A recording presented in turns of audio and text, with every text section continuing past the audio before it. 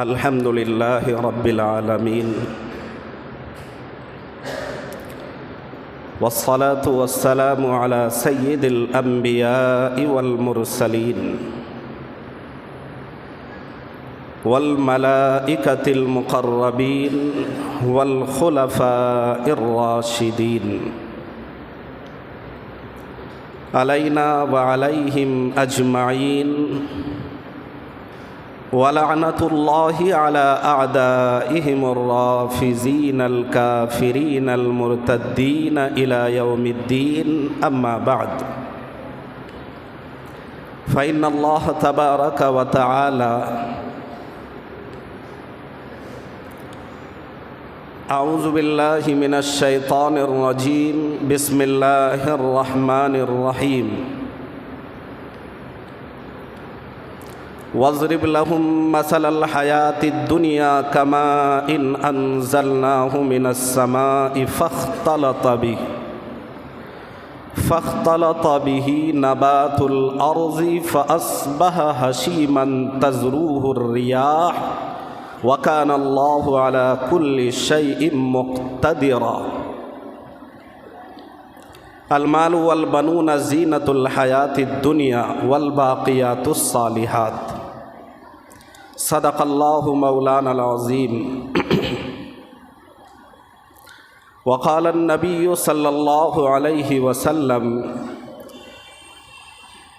حب الدنیا رأس کل خطیہ او کما قال النبی صلی اللہ علیہ وسلم۔ دیکھیں، آپ سنجیدہ مزاج بنائیں، کچھ سننے سمجھنے کا ماحول بنائیں۔ قرآن کی میں نے آیت پڑھی ہے اور اس قرآن کی آیت کا جو نچوڑ ہے بس اسی پر بات ختم ہوگی۔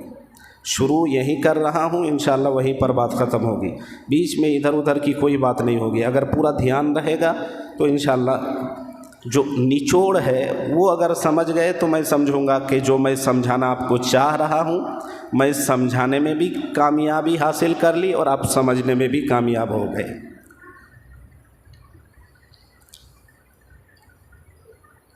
جمعۃ المبارک کے خطبے کے عنوان کے حوالے سے قرآن مقدس کی آیت کریمہ تلاوت کی اور سرکار دو عالم تاجدار مدینہ احمد مجتبی محمد مصطفیٰ صلی اللہ علیہ وسلم کی حدیث مبارکہ پیش کی۔ اس آیت کریمہ میں یعنی خطبے میں جو آیت پڑھی ہے، اس آیت کریمہ میں دنیا کی زندگی کو پانی کے ساتھ تشبیہ دی ہے۔ تشبیہ جانتے ہیں؟ تشبیہ کا مطلب جانتے ہیں؟ اگر تشبیہ کا جو ورڈ ہے، یہ شبد ہے، اگر اس کو آپ نہیں سمجھیں گے تو پھر پورا نچوڑ سمجھ میں نہیں آئے گا۔ جانتے ہیں تشبیہ؟ تشبیہ کو بھی سمجھ لیجئے۔ اگر ایک ایک ورڈ پر بات کریں تو کہاں سے ہوگا؟ اے بی سی ڈی سے اگر الف با سے اگر چلائیں ہم تو ممکن ہے، وقت بھی تو تھوڑا ہوتا ہے۔ تشبیہ کے معنی ہوتے ہیں، ہم کہتے ہیں کہ دیکھو بھائی یہ آدمی، اس کا چہرہ اس آدمی سے، یہ جو آدمی ہے کہیں باہر سے آیا ہے، اس کا چہرہ ہمارے گاؤں کے اس محلے کے اس آدمی سے بالکل ملتا جلتا ہے، یا کبھی کہہ دیتے بالکل اسی کی طرح ہے، کہتے ہیں تو یہ جو کہتے ہیں نا اسی کی طرح ہے، اسی کو تشبیہ کہتے ہیں۔ میں نے آسان لفظوں میں بتانا ضروری سمجھا، اگر اس کے اور ڈیٹیل میں جائیں گے تو ڈکشنری کے اعتبار سے بہت ساری میننگ ہے، لیکن سب سے موزوں بیٹر جو مجھے لگا آپ کو مجھے سمجھانے میں اور آپ کے سمجھنے میں آسانی ہوتی، اس لیے میں نے بتا دیا۔ بہرحال اس آیت کریمہ میں دنیا کی زندگی کو پانی کے ساتھ تشبیہ دی ہے۔ یہ جو دنیا ہے اور اس دنیا کی جو زندگی ہے، اس کو اللہ تعالیٰ نے اس آیت کریمہ میں آسمان سے نازل ہونے والے پانی کے ساتھ تشبیہ دی ہے، یعنی اس دنیا کی زندگی کی مثال آسمان سے نازل ہونے والے اس پانی کی طرح ہے۔ اللہ فرماتا ہے انزلناہ، جس کو ہم نے اتارا کہاں سے؟ من السماء، آسمان سے۔ گویا کہ اللہ فرما رہا ہے کہ یہ جو دنیا کی زندگی ہے، یہ دنیا کی زندگی اللہ فرماتا ہے میں نے جو آسمان سے پانی میں اتارتا ہوں اس پانی کی طرح ہے یہ دنیا کی زندگی۔ اب ایک سادھارن ویکتی کیا سمجھے گا کہ دنیا کی زندگی اب پانی کی طرح کیا مطلب ہے بھائی؟ پانی کا تو بہت سارا کام ہے۔ بہرحال دنیا کی زندگی کی مثال اس پانی کی طرح ہے، اللہ فرماتا ہے جس کو ہم نے آسمان سے نازل کیا۔ علامہ قرطبی رحمۃ اللہ علیہ یہ الجامع لاحکام القرآن میں اس کی وجوہات بتائی ہے۔ کس کی وجوہات بتائی ہے؟ کہ اللہ نے دنیا کی زندگی کو پانی کے ساتھ، آسمان سے اترنے والے پانی کے ساتھ کیوں تشبیہ دی ہے، اس کی وجوہات بتائی ہے کہ اللہ نے اس دنیا کی زندگی کو آسمان سے نازل ہونے والے، اترنے والے پانی کے ساتھ کیوں تشبیہ دی گئی ہے، اس کی وجوہات بتائی ہے۔ اللہ حکیم ہے۔ کون ہے؟ اللہ حکیم ہے، اور حکیم کی کوئی بات حکمت سے خالی نہیں ہوتی ہے۔ سمجھ میں آ رہی ہے؟ اللہ حکیم ہے اور حکیم کی کوئی بات حکمت سے خالی نہیں ہوتی ہے۔ ہر بات میں کوئی نہ کوئی بینیفٹ، فائدہ ضرور ہوتا ہے۔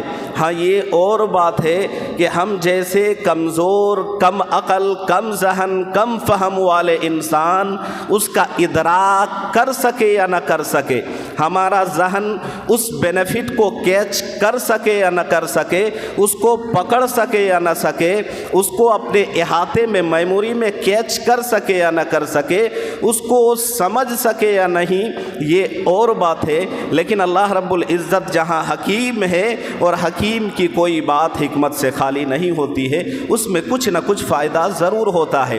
تو اللہ نے جو دنیا کی زندگی کو آسمان سے نازل ہونے والے پانی کے ساتھ تشبیہ دی ہے، تو اس میں بھی تو کچھ نہ کچھ وجہ ہونی چاہیے، اور یہ وجہ ہم کو سمجھ میں آئے نہ آئے اللہ بہتر جاننے والے ہیں۔ تو بہرحال علامہ قرطبی رحمۃ اللہ علیہ نے وجوہات لکھی ہے کہ دنیا کی زندگی کو آسمان سے نازل ہونے والے، اترنے والے پانی کے ساتھ تشبیہ اس لیے دی گئی ہے۔ پہلی وجہ لکھتے ہیں لِأَنَّ الْمَاءَ لَا يَسْتَقِرُّ فِي مَوْضِعٍ وَاحِدٍ،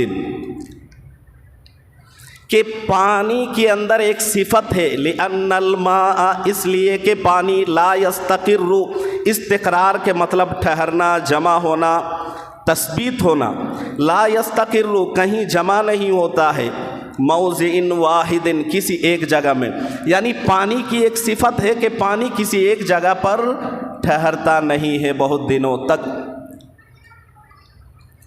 آسمان سے پانی آتا ہے بادلوں میں، پھر بادلوں سے پانی آتا ہے آبشاروں میں، پھر آبشاروں سے پانی آتا ہے گلیشیئر میں اور پہاڑوں کی بلندیوں اور چوٹیوں پر، پھر اسی طرح وہاں سے پانی آتا ہے ندیوں میں، نالوں میں، تالابوں میں، اور لوگ ان نالوں سے، تالابوں سے ہو کر پانی لے جاتے ہیں اپنے کھیتوں میں، کھلیان میں، باغات میں۔ بہرحال پھر اسی پانی سے کچھ لوگ پی بھی لیتے ہیں، استعمال بھی کر لیتے ہیں۔ تو پانی اپنی کسی حالت میں کسی ایک جگہ استقرار نہیں ہوتا، ایک جگہ ٹھہرتا نہیں، تثبیت اس کے اندر، جماؤ اس کے اندر، بہاؤ اس کے اندر، کہیں ایک جگہ کھڑا ہو جائے، رک جائے، تو یہ پانی کی صفت نہیں ہے۔ تو پہلی وجہ بتائی لِأَنَّ الْمَاءَ لَا يَسْتَقِرُّ فِي مَوْضِعٍ وَاحِدٍ کہ جس طرح پانی کسی ایک جگہ پر ٹھہرتا نہیں ہے، اسی طرح زندگی بھی کسی ایک حالت پر رکتی اور ٹھہرتی نہیں ہے۔ یہ پہلی مثال، پہلی وجہ انہوں نے بتائی ہے۔ کیا مطلب؟ کہ زندگی کسی ایک حالت پر نہیں ٹھہرتی، زندگی بھی اتھل پتھل ادھر ادھر لڑکتی چلتی رہتی ہے، حرکت میں رہتی ہے۔ زندگی کی مثال کچھ یوں بنے گی، فار ایگزامپل، آج ہے کل نہیں ہے، آج آپ کے پاس ہے کل آپ کے پاس سے نکل کے کسی اور کے پاس، آج زیادہ ہے کل کم ہے۔ ممکن ہے کہ نہیں؟ بڑا سے بڑا رئیس آدمی، گدی نشین آدمی گدی پہ بیٹھا ہے، اللہ تبارک و تعالیٰ راتوں رات گدی پہ اتار پہ اس کو نیچے بیٹھاتا ہے، اللہ تعالیٰ نیچے والے کو اوپر کر دیتا ہے۔ تو یہی تو زندگی ہے کہ جس طرح پانی کا جماؤ کہیں ایک جگہ پر نہیں ہوتا، اس کی حالت ہے جگہ بدلتے رہنا، استقرار اور تثبیت اس کے اندر نہیں ہے، اسی طرح زندگی بھی کسی ایک حالت پر نہیں ہوتی ہے۔ دوسری وجہ لکھی ہے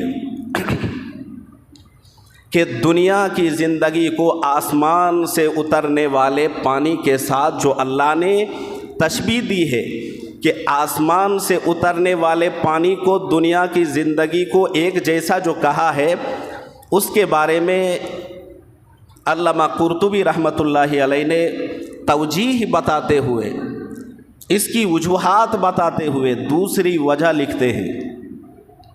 دوسری وجہ غور سے سنیے گا، لِأَنَّ الْمَاءَ يَذْهَبُ وَلَا يَبْقَى،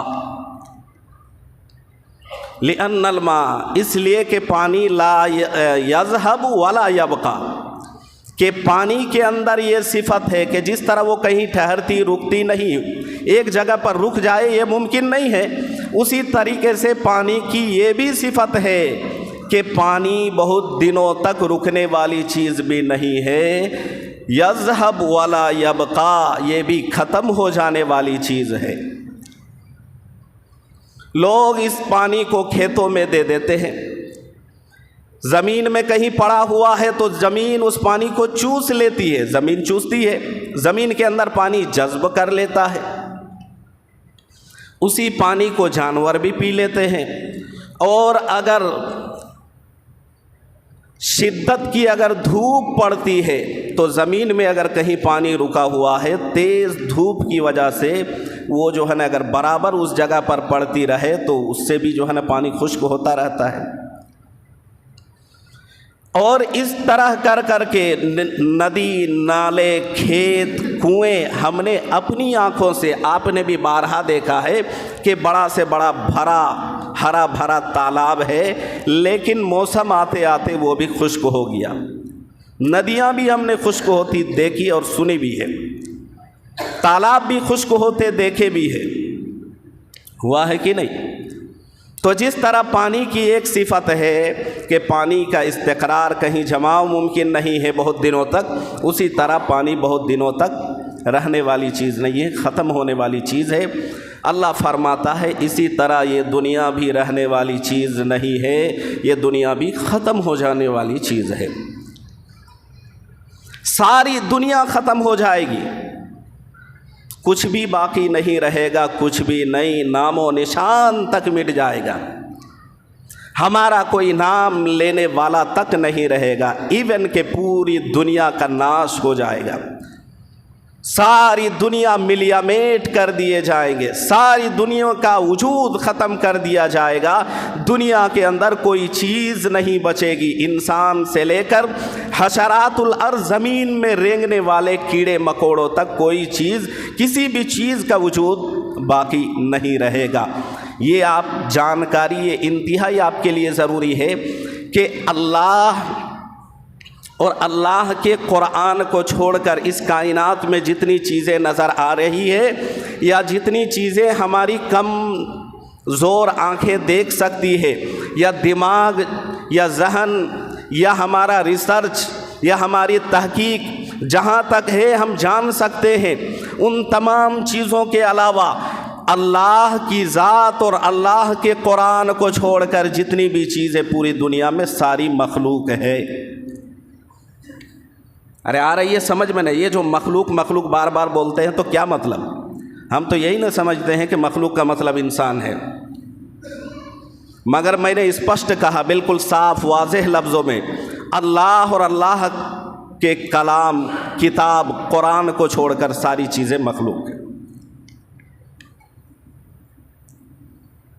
ساری چیزیں مخلوق ہیں، تو ساری چیزیں ختم ہو جائیں گی۔ تو سوال یہ ہے کہ اگر ساری چیزیں ختم ہو جائے گی تو کیا رہے گی؟ کون سی چیز باقی رہے گی اور کون رہے گا اور اس کا نگرانی کون کرے گا؟ آپ جب عمر کم تھی تو لکا چوری کا جو چور پولیس کا ایک کھیل کھیلا جاتا ہے، اس ٹائم جو ہے آپس میں لوگ سب کھڑے ہو کر ڈسکس کرتے ہیں، سب ایک ایک کر کے مرتا جائے گا، سب مر جائے گا، ایک ہی باقی رہے گا، اور جتنے مر جائیں گے ان کے پاس جو کچھ ہوگا وہ جو زندہ رہے گا وہ سب اس کو ہتھیا لے گا۔ تو جب بچہ چھوٹا ہوتا ہے تو کبھی کبھی ذہن میں یہ بات آتی ہے کہ بھائی جب سارے مر جائیں گے تو یہ جو بڑی بڑی دکانیں ہیں، مکان ہے، جائیداد ہے، پلاٹ ہے، جب سارے زیر زمین قبرستان میں چلے جائیں گے اور ہم کوئی تو رہے گا، تو جو رہے گا لگتا ہے سب اسی کا ہی ہوگا۔ کبھی ہم بھی سوچا کرتے تھے کہ بھائی سارے چلے جائیں گے کہ جو فلاں دکان ہے اس پر ہم قبضہ کریں گے، لیکن اللہ قرآن میں کہتا ہے کل من علیہا فان۔ اللہ قرآن میں کہتا ہے صاف لفظوں میں فان۔ یہ فان وہ دکان والا پان نہیں، یہ فان فنا ہونا، مل یا میٹ ہونا، ختم ہونا، اجڑ جانا، نام و نشان تک کا باقی نہ رہنا۔ اللہ قرآن میں زور سے کہتا ہے کل کے مطلب سب، پوری دنیا، کل کائنات، کل من علیہا فان۔ اور پھر اللہ خود آگے پتا دیتا ہے اگر کسی کے ذہن میں بات آئے کہ اس وقت بھی کوئی باقی رہے گا، کوئی ہستی، کوئی ذات باقی رہے گی، اللہ فرماتا ہے وَيَبْقَى وَجْهُ رَبِّكَ ذُو الْجَلَالِ وَالْإِكْرَامِ۔ ایک ہستی، ایک ذات ایسی ہے جو باقی رہنے والی ہے، وَيَبْقَى وہ باقی رہنے والی ذات، وَجْهُ رَبِّكَ ذُو الْجَلَالِ وَالْإِكْرَامِ وہ تیرے رب کی ذات ہے، اس کو موت نہیں آئے گی۔ حدیث میں آتا ہے جب ساری دنیا کو موت آ جائے گی تو حاملین عرش جانتے ہیں، حمل یحمل حملاً کے معنی بوجھ اٹھانا یا بوجھ ڈھونا، اور عرش معنی وہ جگہ جہاں اللہ تعالیٰ اپنی تمام جلوہ کے ساتھ، رعنائیوں کے ساتھ، اپنی تمام تر شان اور عظمت کے ساتھ براجمان ہوتے ہیں، اس کو عرش کہتے ہیں۔ جو اللہ رب العزت جہاں براجمان ہوتے ہیں اس کو حدیث میں ہم نے پڑھا ہے، اس کی کیفیت کیا ہے اس بارے میں علماء نے بات کرنے سے منع کیا ہے، کیونکہ یہ چیزیں صرف اللہ کو ہی پتہ ہے اور کسی کو علم نہیں ہے۔ تو جن فرشتوں نے عرش کو اٹھایا ہوا رہے گا، جب سب کو موت آ جائے گی وہ فرشتے باقی رہیں گے، تو اللہ تبارک و تعالیٰ فرشتوں سے پوچھے گا کہ بتاؤ اب بھی اور کوئی باقی ہے؟ تو ایک ایک کر کے نام لیا جائے گا کہ سب مر گئے ہیں، کچھ فرشتے باقی ہیں، حکم ہوگا ان کو بھی موت آ جائے گی، سب کو موت آ جائے گی۔ آخر میں وہ جو سب کی موت کا ذمہ دار بنتا ہے، سب کی موت، روح قبض کرنے کی ڈیوٹی اور ذمہ داری جس کو دی گئی، کون ہے وہ؟ فرشتے کا نام کیا ہے؟ جبرائیل نہیں ہے بھائی، اسرائیل علیہ السلام۔ اسرائیل علیہ السلام، ان کی ذمہ داری، ڈیوٹی یہ دی گئی کہ یہ روح قبض کرتے ہیں۔ اس کی بھی ایک لمبی داستان اور تفصیل ہے، کیوں ان کو یہ ذمہ داری پڑی ہے، پہلے یہ کام کس کو تھی، کیوں یہ سپرد کی گئی؟ تو ایک لمبی داستان ہے، یہ کبھی اور بتاؤں گا، مگر یہ جان لیں جب سارے مر جائیں گے یہ باقی رہیں گے تو اللہ تبارک و تعالیٰ اس سے پوچھے گا سب کچھ جاننے کے باوجود کہ اب بتاؤ اب کون باقی ہے؟ کہے گا اے اللہ اب میں باقی ہوں اور ایک آپ کی ذات باقی ہے۔ کہا کہ پھر تم کو اب باقی رہنے کی اجازت نہیں ہے، اس لیے کہ تم بھی میری مخلوق ہو، اس کو بھی موت آ جائے گی۔ اللہ اعلان کرے گا لمن الملک اليوم، بتاؤ آج جو دنیا میں بڑے بڑے چودھری بنتے تھے، بڑے بڑے دانشور بنتے تھے اور بڑے بڑے پیسے والے بنتے تھے اور ڈگریوں کے نام پہ اور گاڑیوں کے نام پہ اور بنگلوں کے نام پہ اور عہدوں کے نام پہ وہ جو اتراتے تھے اپنے آپ کو بڑے بنتے تھے، آج کوئی ہے جو بتائے کہ اللہ کے آگے کسی کی قد اونچا ہو سکے؟ لمن الملک اليوم للہ الواحد القہار، یہ خود آواز آئے گی، اے اللہ وہ ذات اگر کوئی ذات ہے تو تیری ذات ہے، تیرے علاوہ اور کسی کی ذات نہیں ہے۔ بہرحال غور سے سنیے، اللہ تبارک و تعالی جنت اور جہنم کے بیچ میں زور سے آواز لگائی جائے گی، جنتیوں تم بھی سنو، جہنمیوں تم بھی سنو۔ دونوں کے بیچ میں ایک جانور، دراصل روپ جانور کا ہوگا لیکن وہ ملک الموت ہوگا، وہ یعنی وہ موت کو بھی اللہ تبارک و تعالی موت طاری فرما دیں گے۔ کیا ہے اللہ رب العزتی اس کی حکمت بہتر جانتے ہیں، جانور کے شکل میں موت کو بھی اللہ تعالیٰ موت دے دیں گے۔ اس کے بعد اگر جنت سے، بہرحال جنت تو ایسی جگہ ہے کہ وہاں سے کوئی نکلنا نہیں چاہے گا، لیکن یہاں اگر کسی کا عمل گندا ہوگا، برا ہوگا، گناہ والا ہوگا، اللہ اور رسول اللہ کو ناراض کرنے والا ہوگا، اور وہاں سے اگر چاہے گا کہ اے اللہ بہت تکلیف میں ہوں، کچھ بھی کر لے لیکن کچھ دن کے لیے یہاں سے نکلنے دے دے، کچھ پل کے لیے نکلنے دے دے، اللہ کے یہاں کوئی سنوائی نہیں۔ جو جہنم کا داروغہ ہوگا، واچ مین، گھڑی گھڑی اس کے پاس جائے گا، جا کر کہے گا لے دے کے کوئی مان جا بھائی۔ تو وہاں تو گھوس کا مسئلہ نہیں چلتا ہے نا، ایک آدمی حق پر نہیں ہے، ہم بھی جانتے ہیں اور محلے کا 20 کو آدمی بھی جانتا ہے، یہ بھی جانتا ہے کہ امام صاحب حق پر ہیں، لیکن 20 کو آدمی جان بوجھ کے کہ یہ امام ہے، جان بوجھ کے جو ہے نا اس کے خلاف ناحق گواہی دینے کے لیے کھڑا ہو جاتا ہے۔ یہ دنیا میں ہو سکتا ہے، وہاں کچھ بھی چلنے والا نہیں ہے۔ وہاں تو ایسا ہوگا کہ لے دے کے کچھ ماننے منانے کا سسٹم کچھ بھی نہیں ہے، وہاں ہاتھ پیر جوڑ کے منانے کے کچھ بھی کرنے کی کوشش کرے گا، بہرحال بات نہیں بنے گی۔ وہاں سے پھر وہاں آئے گا، تڑپتا رہے گا، مرتا رہے گا۔ اگر مسلمان ہے تو ایک متعینہ مدت تک جہنم میں رہے گا، پھر وہاں سے نکال لیا جائے گا۔ بہرحال دوسری جو وجہ لکھی ہے لِأَنَّ الْمَاءَ يَذْهَبُ وَلَا يَبْقَى، کہ پانی کے اندر یہ ایک صفت یہ بھی ہے کہ پانی باقی رہنے والی نہیں ہے، اسی طرح یہ دنیا بھی ختم ہو جانے والی چیز ہے۔ مشرق اور مغرب، مشرق اور مغرب جانتے ہیں نا، دونوں سمت پر حکومت کرنے والا سکندر بادشاہ کا نام تو سنا ہوگا۔ آدھی دنیا سے زائد پر ان کی حکومت چلتی تھی۔ جب ان کی موت کا وقت قریب آیا تو انہوں نے اپنے وزراؤں کو، اپنے گھر کے لوگوں کو قریب بلایا اور بلا کر یہ وصیت کی کہ دیکھو جب میں مر جاؤں اور میرا جنازہ تیار ہو جائے تو کفن سے باہر میرا دونوں ہاتھ یوں نکال دینا۔ کہا کہ ایسا کیسے ہوگا؟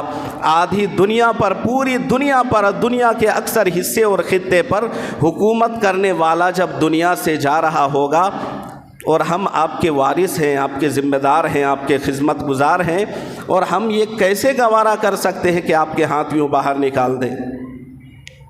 سارے رونے لگتے ہیں۔ کہا کہ نہیں، رونے کا مقام نہیں ہے، افسوس کا مقام نہیں ہے، یہ سبق لینا ہے یہاں سے، بہت بڑا میسج دنیا کے لیے۔ میرا دونوں ہاتھ باہر نکال دینا تاکہ ساری دنیا کو پتہ چل جائے کہ ساری دنیا پر حکومت کرنے والا جب اس دنیا سے جا رہا ہے تو خالی ہاتھ جا رہا ہے، کچھ بھی نہیں۔ کفن میں کہیں جیب ہوتا ہے کیا بھائی؟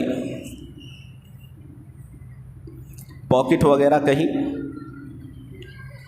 پھر جس پیسے کے لیے ہم کسی کو بے ایمانی کر کے، جھوٹ بول کے، قسم کھا کے، غلط طریقے سے ہتھیا کے، یہ کر کے جن پیسوں کو ہم اپنی جیبوں میں بھرتے ہیں، کبھی ہم نے سوچا ہے کہ آج تو ہماری پاکٹوں میں، کپڑوں میں جیب ہے، کل جو کپڑا ہوگا وہ سلا ہوا بھی نہیں ہوگا اور نہ اس میں کوئی جیب اور نہ کوئی پاکٹ لگی ہوئی ہوگی۔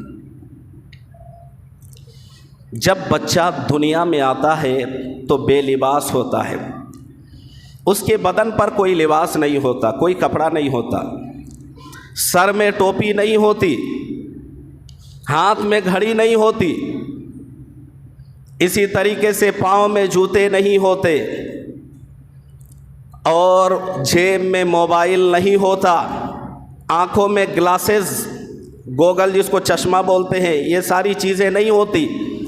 اسی طرح جب بندہ دنیا سے جا رہا ہوتا ہے تو اس کی ٹوپی بھی اتار لی جاتی ہے، کپڑے بھی پھاڑ دیے جاتے ہیں، کپڑے بھی نکال لیے جاتے ہیں، گھڑی بھی نکال لی جاتی ہے، جوتے بھی نکال لیے جاتے ہیں اور جیبوں کو سب سے پہلے خالی کیا جاتا ہے، تمام چیزیں اتار لی جاتی ہے، ایون کہ یہاں تک کہ جب وہ دنیا میں آیا تھا تو بے نام تھا، بے نام، اس کا کوئی نام نہیں تھا، نام 7ویں دن رکھا گیا اور جب دنیا سے جا رہا ہے تو بھی بے نام ہو کے جا رہا ہے۔ سامنے لاش پڑی ہوئی ہے، میت رکھی ہے، جنازہ تیار ہے، سامنے سے آنے والا آ کے یہ نہیں پوچھتا کہ یہ کون ہے، پوچھتا ہے کہ بھئی یہ کون ہے تو جواب دینے والا یہ نہیں کہتا کہ یہ حضرت علامہ فلاں فلاں صاحب ہے، کہتا ہے کیوں بھائی؟ جنازہ تیار ہے، لاش پڑی ہے، ڈیڈ باڈی سامنے پڑی ہوئی ہے، کوئی بھی یہ نہیں کہتا کہ جی فلاں صاحب ہے، یہ صاحب ہے، علامہ صاحب ہے، ڈاکٹر صاحب ہے، انجینئر صاحب ہے اور اس کا یہ نام ہے، نہیں۔ یہ آہب صاحب کا سارا مسئلہ پیچھے ہی چھوٹ جاتا ہے۔ جب تک سانس چلتی ہے یہ صاحب کا مسئلہ لگا ہوا ہے، سانس جیسے ہی اکھڑ گئی، نکل گئی، ختم ہو گئی، یہ سارا مسئلہ پیچھے رہ گیا۔ اب تو ڈیڈ باڈی تو کہیں گے، جنازہ تو کہیں گے، لاش تو کہیں گے، میت تو کہیں گے، لیکن یہ نہیں کہہ سکتے کہ یہ فلاں ہے۔ پتہ یہ چلا کہ جس طرح پانی کی ایک صفت ہے کہ کہیں ایک جگہ پر رکنا نہیں، اسی طرح پانی کی دوسری صفت یہ بھی ہے کہ پانی ختم ہو جانے والی چیز ہے، اسی طرح دنیا بھی ختم ہو جانے والی چیز ہے۔ مختصراً بتا دیتا ہوں تیسری وجہ، لِأَنَّ الْمَاءَ يَقْدِرُ أَن يَدْخُلَ أَن يَتَبَطَّلَ، شارٹ کٹ میں بتا دیتا ہوں، بہل مختصر وقت ہو گیا۔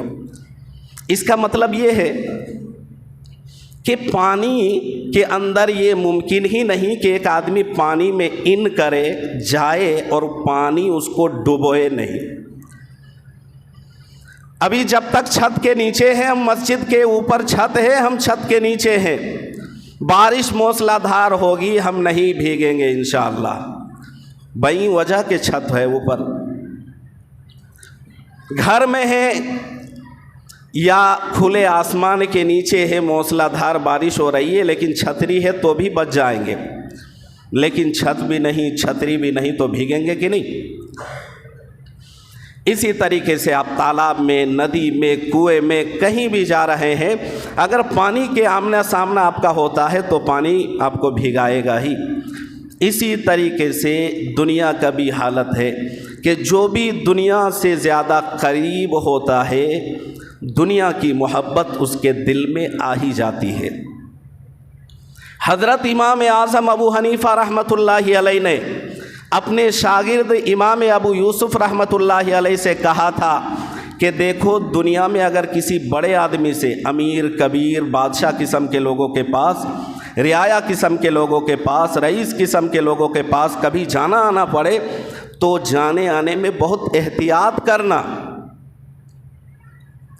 कहा अगर जाने की ज़रूरत पड़े हिकमत और मसलहत के तहत, दीनी हिकमत के तहत कि उसको समझाना है, तबलीग करना है, दीन की बातें बतानी है, तो अगर जाना भी है तो उस तरह जाना जिस तरह आग के साथ बंदे का ताल्लुक़ होता है,